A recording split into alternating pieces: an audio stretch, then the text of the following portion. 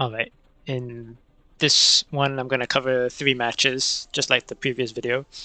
Um, in the first match here, it goes very badly for me. I make a lot of mistakes, and there's 2 major ones that I'm just going to show and point out. And in the other 2, the next one went very well for me, and the third was like 50-50. I still won, but that was a pretty interesting scenario that occurs in the last dogfight. So we'll just start with this one here first. So it's the Mark 14E Spitfire. That's what we're in. And we go in here into the merge. We both go vertical.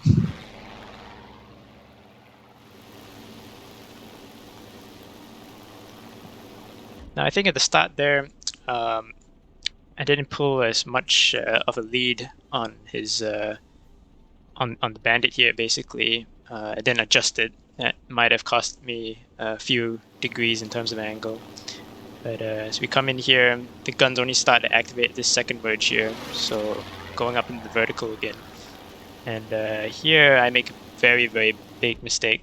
What I should do is follow him up into this vertical maneuver, because the Mark 14 Spitfire, it's got very good stall characteristics. And what happens here is that he can utilize this, whereas I'm incorrectly trying to preserve energy, preserve speed, in this just a bank turn to the right here, whereas he is already at the top of the egg loop basically, and he now has the gravity assist in getting a better turn in on me here. So now he's got the angle, he's slotted in behind me, he's completely offensive, and usually in these duel situations, once someone is directly behind and it's fully offensive, there's no turning back. Because there's only so much you can do, because you're flying the same aircraft. So once someone has an advantage, even if it's a slight advantage, sometimes it's very significant, basically. So the first engagement goes down that way. Pretty bad mistake on my part.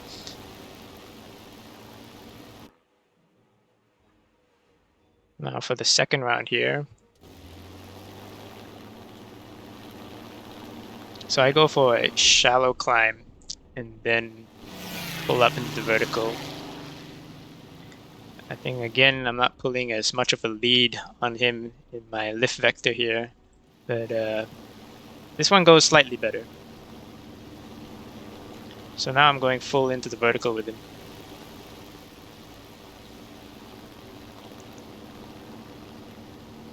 I think if I had slightly up in that vertical maneuver there, if I had slightly turned a little bit, put more aileron to the left, might have been able to get a proper shot in on that.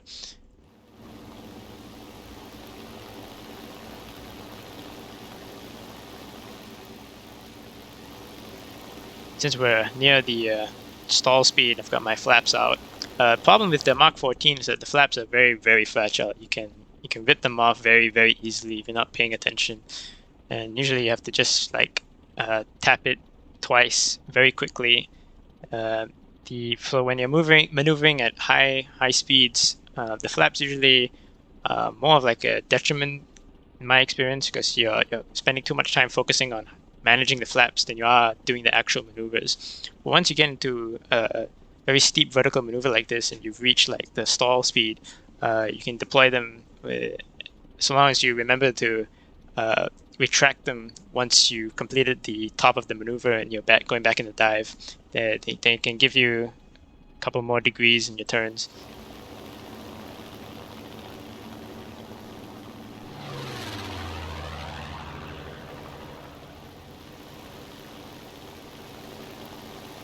So I'm thinking to myself that he's stalling out, and I still have some advantage. Now here, probably the biggest mistake was that trying to go into this loop with him. I probably should have just kept doing the sort of rolling scissors with him that was going on, because right now I'm just going to go into several loops with him in the vertical, just like this, and it's very hard to get an advantage like this, and we're basically even. And I make another mistake later on here. He's trying to get some angle off.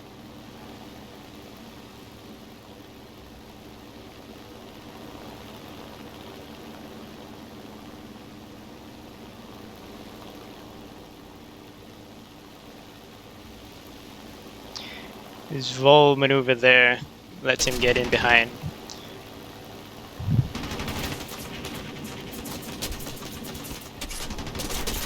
The biggest mistake there was not continuing into the rolling scissors that we were in and then going into the straight vertical.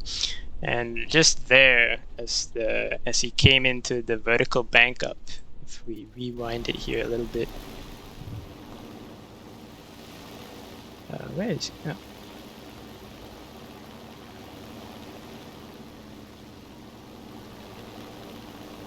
Oh, is this where it was? Hang on.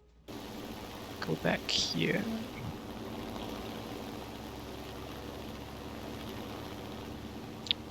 Yeah, so I got into a pretty good position there with the initial maneuvers, and then I blow it after I'm seeing him somewhat stall. And right here, yeah, should have just kept on turning to the left there instead of going into this. And in this series of maneuvers here, I'm pretty sure, looking at it now, I should have turned more tightly into him because my lift vector is in a lag pursuit really, and he manages to get into my radius here. So yeah, that's where things go wrong.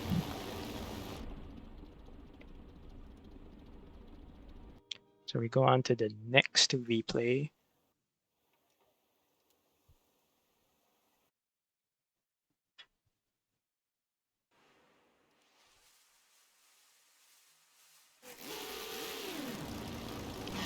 So I don't think this guy is very experienced in dueling and air realistic, because what happens here is basically, oh, may need to restart this.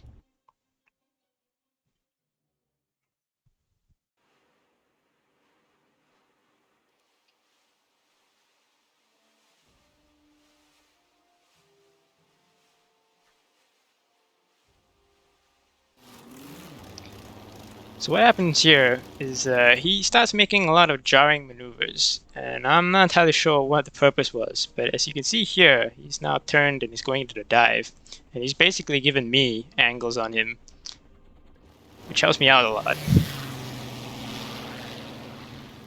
So instead of going to the vertical here, I decided to go for like a low yo-yo, and right there, that barrel roll maneuver, it didn't achieve much. He didn't make any turns or anything. He's still flying straight.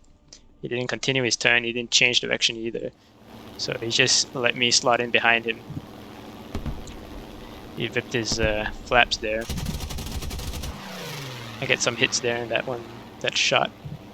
And after that, he's just following him all the way down to the ground, basically. I believe he crashes. So it might be the next one. I'm not too sure.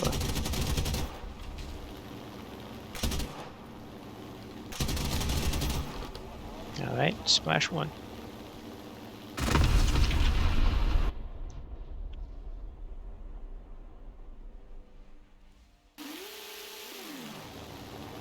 So, second engagement, he did the same thing, but except this time he went left, and instead of going straight vertical, he didn't solve the bank. I decided to go up into a high yo-yo, so using the gravity assist, I now have angles on him, and basically repeats the same story as the first engagement here.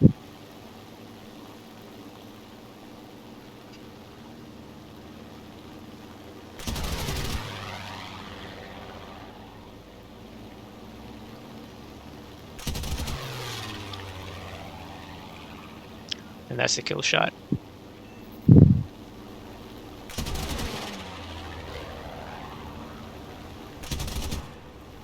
From here, I just let him burn.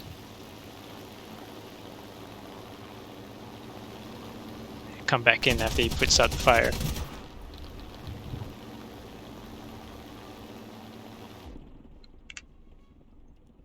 Now for the third replay. So the second part of this engagement is very interesting. We basically get into a head-on, which is quite rare.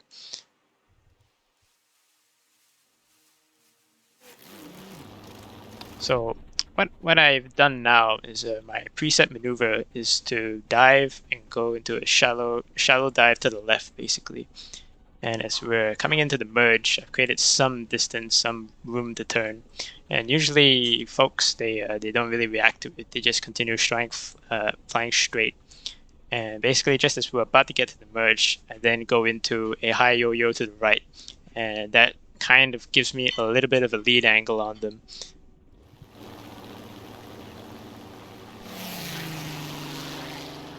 In this case, seeing him maneuver change over to the left.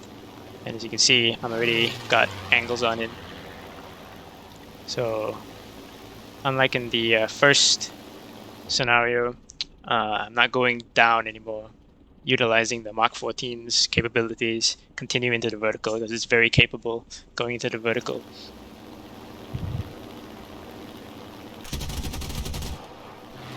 Get some hits there. I've been getting a lot of sparks with the Hispanos lately. Nice kill shot. What I've done is I've reduced the gun convergence from 500 to 300. Now, normally in aircraft like this, if you watch my previous videos with high velocity 50 cals and cannons, if you set your convergence out to 500, and if you practice at 500, you can engage targets much further. But in the dual scenarios like this, in a 1v1, pure 1v1 with no other factors involved, it's very rare to find yourself in a head-on situation, and it's very rare that you find yourself in a situation where you need to make a long-range shot. In this dogfight that's about to play out here, however, we do get into one of those rare scenarios where it's a hit-on, and it's very interesting how that one plays out. So here I'm going with my same preset maneuver, shallow dive to the left, and then try to get a lead angle on it.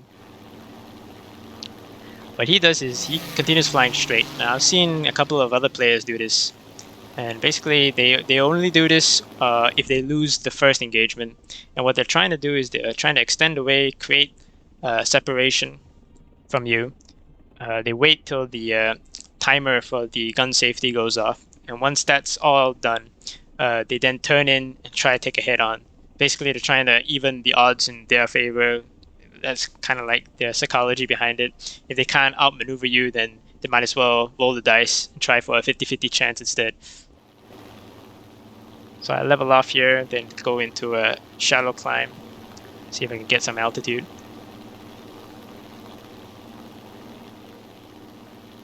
A few seconds after the timer runs out, he waits until he's gotten enough of a separation, then he comes in, turns in on me, and now we're head on.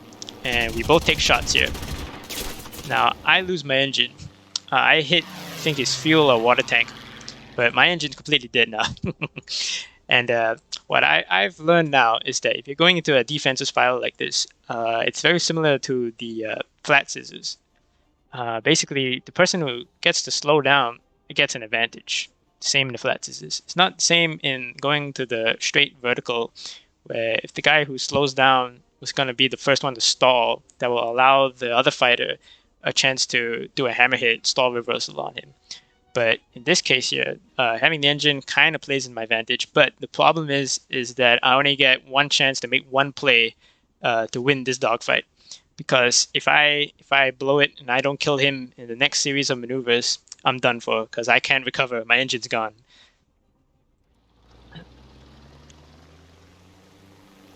So trying my best to stay in, slow down.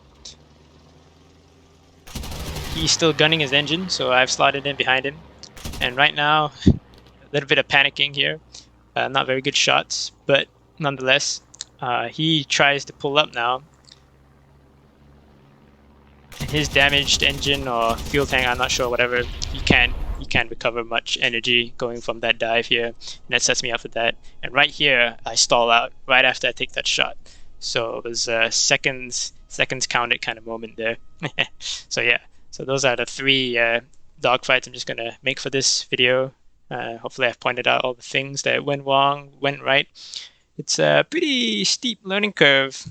Like I've said before, I've never studied in depth into most of the dogfighting, basic fighter maneuvers kind of thing, because in air realistic, it's very rarely something that gives you an edge, because most of the time it's dissimilar combat tactics. It's your plane strength against the enemy's plane, because you very rarely get in a situation where you're flying the exact same aircraft, and therefore the minute differences and the small details and maneuvers, they don't really count that much. But here, it's a completely different game. They all count, and player skill is rewarded a lot more, and the player that's more aware of the fundamentals and theories behind the dogfighting pays off a lot more. So yeah.